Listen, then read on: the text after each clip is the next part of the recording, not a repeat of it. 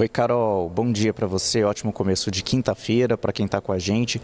Carol, a gente vem explicando para o público, né, que a Procuradoria-Geral da República dividiu os réus, os acusados de envolvimento na tentativa de golpe em núcleos, né, para facilitar a condução das denúncias e o julgamento, né. Então, nós temos 4 núcleos da trama golpista e enquanto o julgamento em si do núcleo 1 começou na última terça-feira, esse núcleo 1 que tem 8 réus, incluindo o ex-presidente Jair Bolsonaro, para os outros núcleos continuam em andamento os processos, né, os prazos processuais. E ontem vencia o prazo para a Procuradoria-Geral da República enviar ao Supremo as alegações finais da PGR, que faz a acusação, né, as alegações finais da acusação, com relação ao núcleo 4, que tem 7 réus. São réus, eles são, em sua maioria, militares do Exército, tanto da ativa quanto da reserva. Há também um agente da Polícia Federal e também Carlos César Moretson Rocha, que é o presidente do Instituto Voto Legal.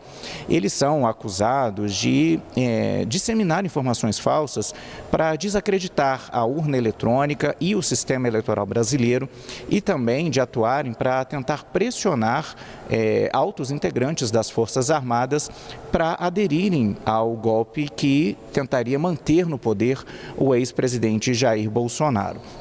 Para isso, inclusive, né, parte desse grupo é acusada de usar a estrutura da ABIN, da Agência Brasileira de Inteligência, já que alguns desses militares estavam atuando na ABIN na época em que esses fatos teriam acontecido.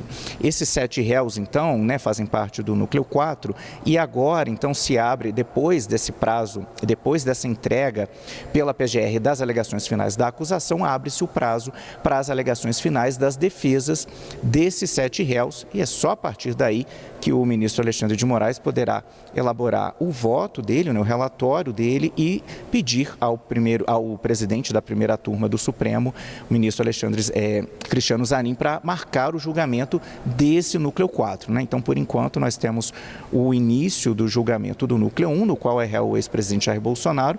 Tivemos já 2 dias de julgamento, na terça-feira na parte da manhã e na parte da tarde. E nesta quarta-feira, sessão apenas na parte da manhã.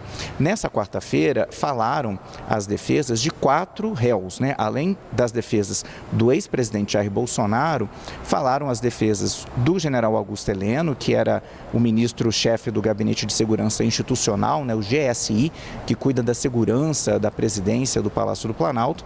Também falou a defesa do ex-ministro da Defesa, Paulo Sérgio Nogueira, e a defesa do general Walter Braga Neto, que foi ministro da Casa Civil no governo Bolsonaro e também foi candidato a vice-presidente na chapa de Bolsonaro na última eleição de 2022. Com relação à defesa do ex-presidente Jair Bolsonaro, Carol, 2 dos advogados se dividiram para usar o tempo que a defesa tinha de 1 hora para fazer a defesa do ex-presidente.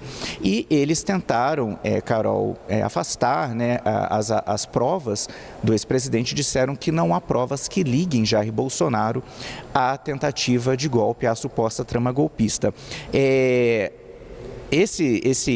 Essa defesa feita pelos 2 advogados, Carol, a gente preparou uma reportagem, a nossa colega Luciana Amaral preparou uma reportagem explicando qual que foi a estratégia desses 2 advogados nesse segundo dia de julgamento no Supremo. É essa reportagem que a gente acompanha agora.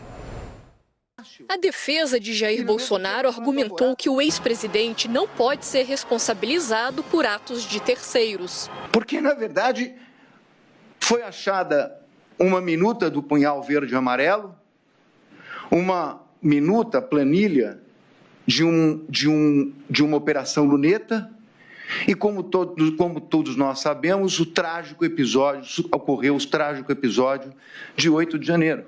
A estratégia incomum das defesas foi desqualificar a delação do ex-ajudante de ordens de Bolsonaro, Mauro Cid, e negar o envolvimento dos réus com os atos do 8 de janeiro de 2023. O advogado do ex-ministro da Defesa, Paulo Sérgio Nogueira, no entanto, fugiu do script. O defensor disse que o general tentou convencer Bolsonaro a não reagir à derrota nas eleições. Antes dele, todos negavam qualquer plano de golpe. Eu copiei aqui 5 vezes, disse que o réu, neste caso, o cliente de Vossa Senhoria, aspas, estava atuando para demover o presidente da República. Demover de quê? Porque até agora todo mundo diz que ninguém pensou nada. Claro, claramente, Vossa Excelência. Demover de adotar qualquer medida de exceção. Muito obrigado. Atuou ativamente. E é a prova dos autos. Obrigado. Muito obrigada. O julgamento vai ser retomado na próxima terça-feira, com os votos dos ministros da primeira turma do Supremo. A expectativa é que o voto do ministro relator, Alexandre de Moraes, defenda penas mais rigorosas. Por outro lado, aliados de Jair Bolsonaro esperam que o ministro Luiz Fux sugira penas menores.